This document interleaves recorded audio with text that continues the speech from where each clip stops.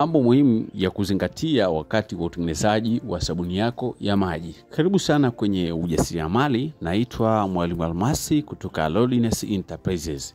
Ikiwa basi unaona chaneli hii ni ya muhimu sana kwako kwa ajili ya kujifunza masomo mbalimbali ya kijasiriamali, unaweza ukasubscribe ili kinachoendelea humu ndani usikose. Lakini pia nimeweza kukuandalia kitabu kizuri kabisa ambacho kina vipimo, hatua za utengenezaji ndani ya masomo 21 ambayo nimekuandikia kwenye hicho kitabu. Kitabu hicho utakipata kwa soft copy, lakini pia utakipata kwa hard copy. Kwa ni kualike sana. Mbali na kitabu, tuna madarasa ambayo tunafundisha online kupitia WhatsApp kwenye magrupu yetu, na tunaelewa vizuri kabisa, na wako wengi ambao wamenufaika na elimu hii na leo wanafanya vitu vyao vikubwa sana. Kuna kualika na wewe, ikiwa unahitaji huduma mojawapo kati ya kitabu au darasa, ni rahisi sana. Utanitext kupitia WhatsApp namba 0783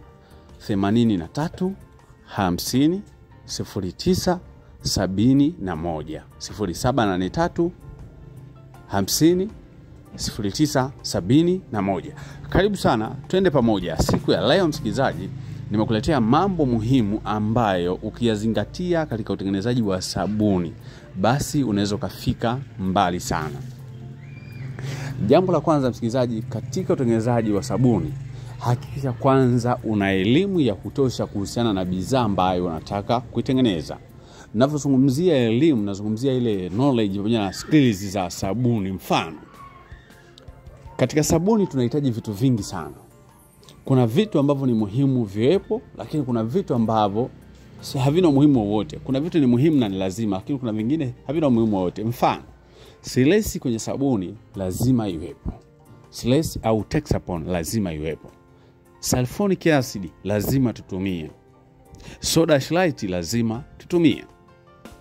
Glycerin lazima tutumie. Chumvi lazima tutumie.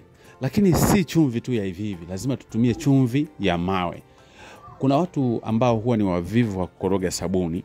Wao hupenda kutumia sabuni ambazo zimesagwa moja kwa moja kwa ajili ya kuwahi kuyeyuka kwenye ule mkorogo. Ni sahihi, lakini ukitaka matokeo mazuri, tumia chumvi ya mawe. Mimi nakuambia utanishukuru. Tumia chumvi ya mawe kwa ajili ya kupata matokeo mazuri katika sabuni yako. Ikiwa ni matokeo ya uzito, ikiwa ni impact yoyote ya kwenye sabuni, tumia chumvi ya mawe. Asante, tunaendelea. Glycerin nimesema lazima tutumie. CDE lazima tutumie.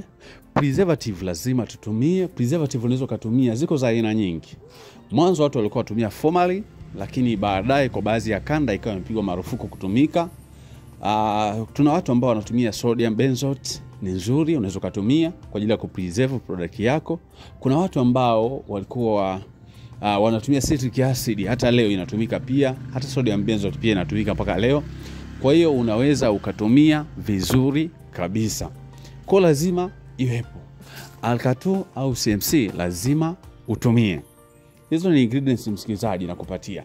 Lakini changamoto ya hizo ingredients ambazo nakutajia, ni muhimu sana ziwe na vipimo ili kupata product nzuri, quality product.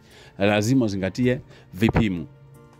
Kwa ni jambo la msingi sana. Hilo ni jambo la kwanza. Kwa kama utapenda kujifunza, basi utanitext WhatsApp au utapata nakala ya kitabu.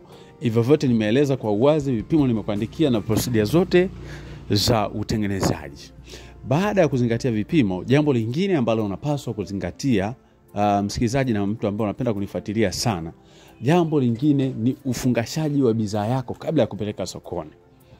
Kuna watu wanunua bidhaa tu kwa sababu ni bidhaa. Kuna watu wanunua bidhaa kwa sababu vile ilivyofungashwa, vile ilivyowekwa sticker, kile kifungashio kinavyovutia. Yaani mtu ananunua kwa sababu hiyo tu. Kuna mtu ukiweka sabuni yako kwenye makopo ukaenda kumuuzia, hanunui hata kama sabuni hiyo ni nzuri.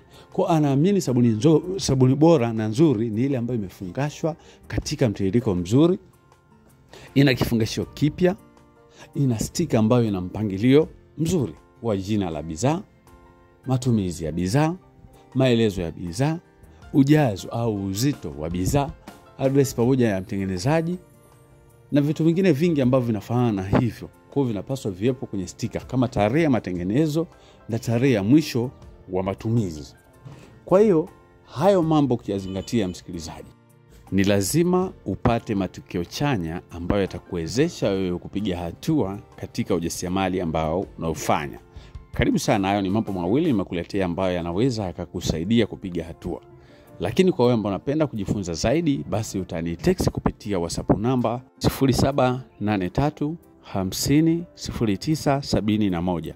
Aidha unataka darasa WhatsApp au unataka nakala ya kitabu soft copy au hard copy. Kwa karibu sana kwenye ujasiriamali. Asante sana kwa kunifuatilia.